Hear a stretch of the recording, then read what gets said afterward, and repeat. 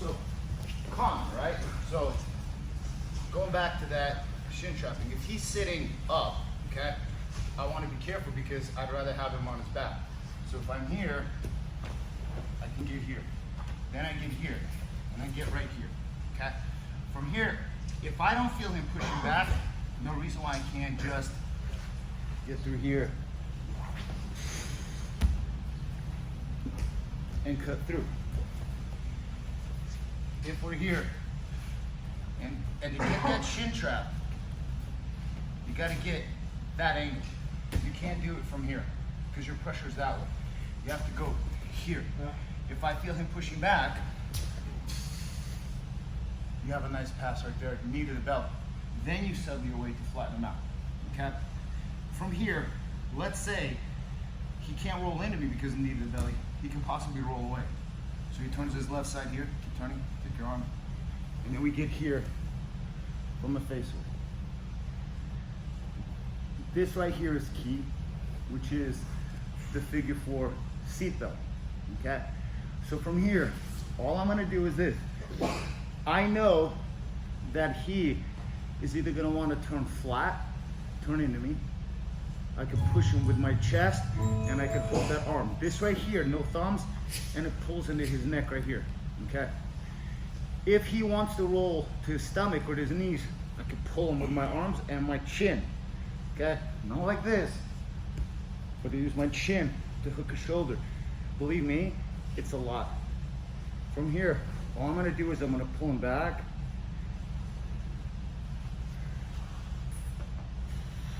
and just sit him up. Look.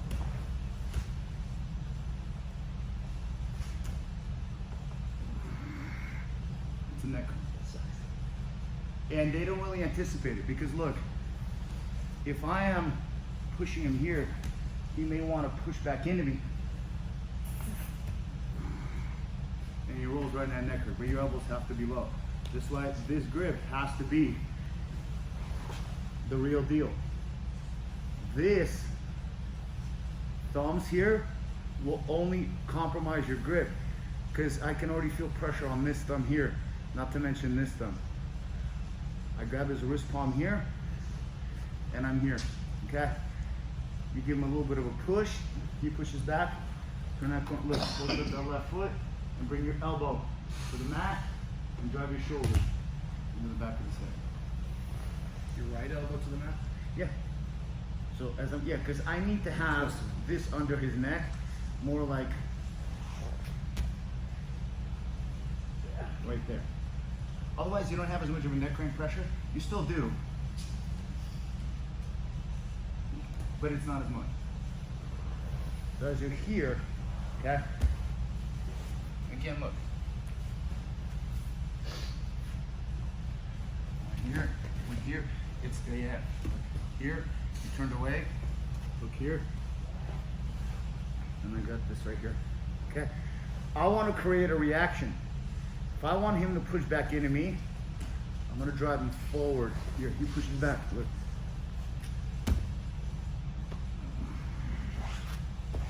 From this angle, I push him forward, he pushes back.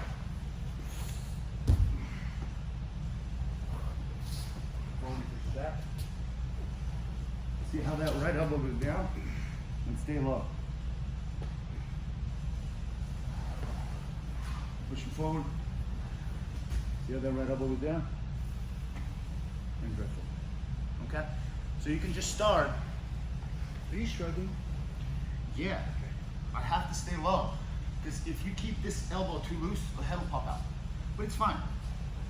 Because even if you F it up here and it's all loose, and you go here and his head pops out, be able to go in arm lock. Maybe you want an arm lock. Who knows? You know what I'm saying? But this figure 4 seatbelt is key because here I want to lock my feet and now I need to work on his arms. From here, we'll grab here, here. Look, I can easily peel that away. Okay. Somehow you got him to roll away. Let's go side control. Look.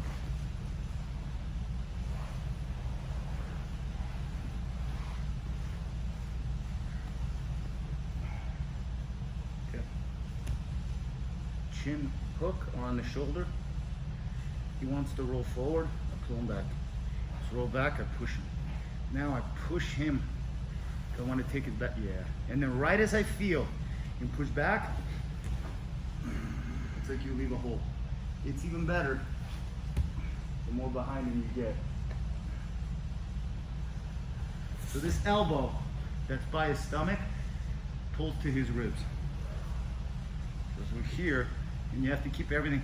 This elbow has to be tight, because otherwise it'll loop through, okay? As I push him forward here, my elbow's pinched. If I push him, he pushes back. All right, let's try. 1, 2, 3. Be careful with your necks, or with, not your neck, their neck. You don't want to hurt the neck on your partner. On there, they, them. We'll work out that stuff. You don't want to hurt they, them.